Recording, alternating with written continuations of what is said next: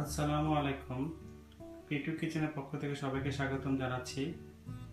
আজকে আমরা তৈরি করে দেখাবো সসেজ ও ডিমের ব্রেড টোস্ট। সসেজ ও ডিমের ব্রেড টোস্ট তৈরি করতে আমাদের যা যা লাগবে: 2 পিস ব্রেড, 2টো ডিম, সসেজ স্লাইস। আমরা এখানে 1 পিস সসেজকে লম্বালম্বি করে 4 ভাগ করে নিয়েছি। পরিমাণ মতো লবণ এবং পরিমাণ মতো তেল। প্রথমে আমরা চুলায় ফ্রাই প্যান দিব। ফ্রাই প্যান গরম হয়ে গেলে 1 চা চামচ পরিমাণ তেল দিব। আমাদের ফ্রাই প্যান গরম হয়ে গিয়েছে। এখন আমরা একটা ডিম ভেঙে মাঝখানে দিয়ে দিব।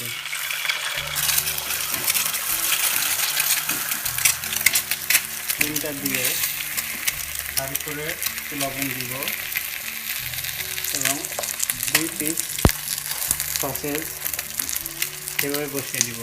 দিয়ে তারপরে আমরা রুটি দিয়ে দিব।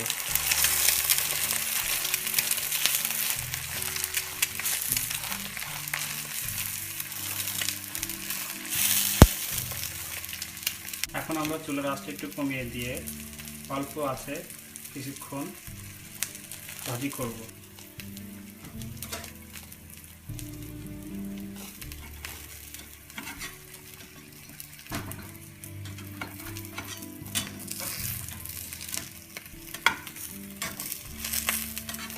একটু শক্ত হয়ে গেলে ডিমটা আমরা উল্টে দিব।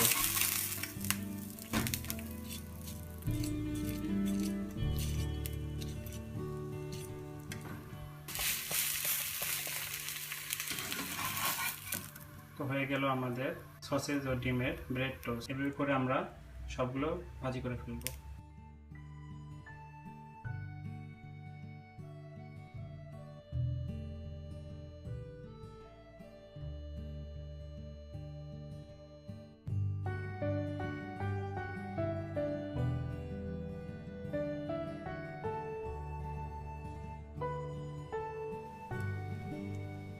হয়ে গেল আমাদের সসেজ ও ডিমের ব্রেড টোস্ট।